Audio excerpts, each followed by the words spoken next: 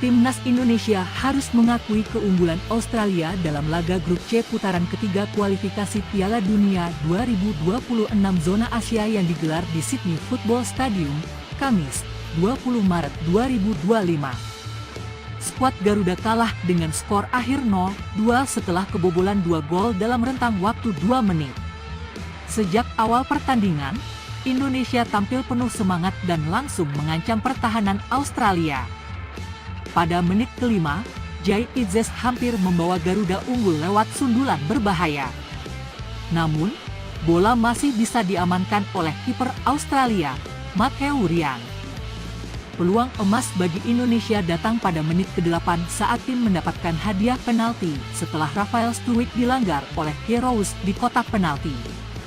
Sayangnya, eksekusi penalti yang diambil oleh Kevin Dix hanya membentur tiang kanan gawang, membuat Indonesia gagal memanfaatkan kesempatan emas tersebut. Setelah itu, giliran Australia yang mendapatkan penalti pada menit ke-18.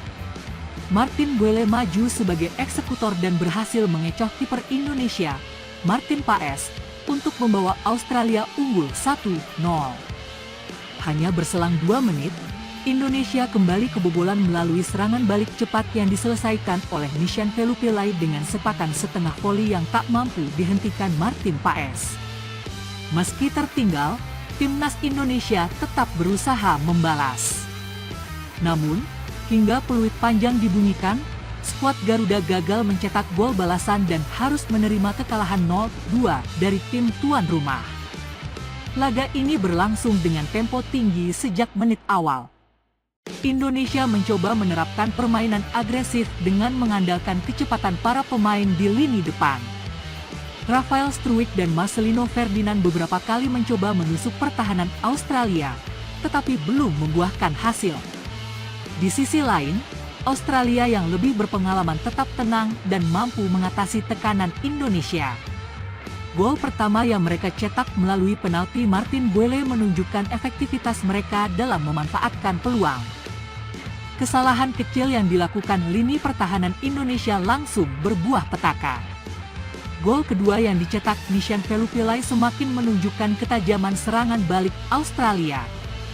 Mereka mampu memanfaatkan kelengahan lini belakang Indonesia yang masih berusaha bangkit dari kebobolan pertama. Meskipun kalah, ada beberapa hal positif yang bisa diambil dari pertandingan ini. Timnas Indonesia menunjukkan perkembangan dalam aspek menyerang. Peluang yang diciptakan di awal laga menjadi bukti bahwa skuad Garuda mampu menekan tim sekelas Australia.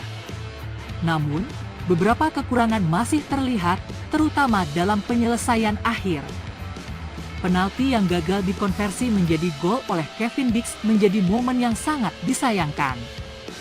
Jika penalti tersebut berhasil, jalannya pertandingan bisa saja berbeda. Selain itu, transisi bertahan Indonesia masih perlu diperbaiki. Gol kedua Australia terjadi akibat lambatnya lini belakang dalam mengantisipasi serangan balik lawan. Pelatih Shin Tae-yong kemungkinan besar akan melakukan evaluasi untuk meningkatkan kinerja lini pertahanan agar lebih solid di pertandingan selanjutnya. Kekalahan ini membuat langkah Indonesia di kualifikasi Piala Dunia 2026 semakin berat.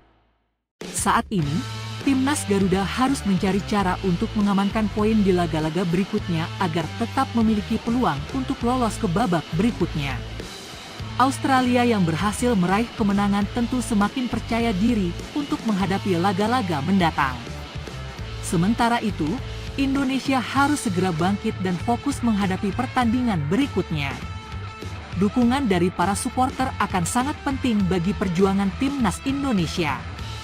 Dengan kerja keras dan evaluasi yang tepat, masih ada peluang bagi Indonesia untuk meraih hasil positif di pertandingan selanjutnya.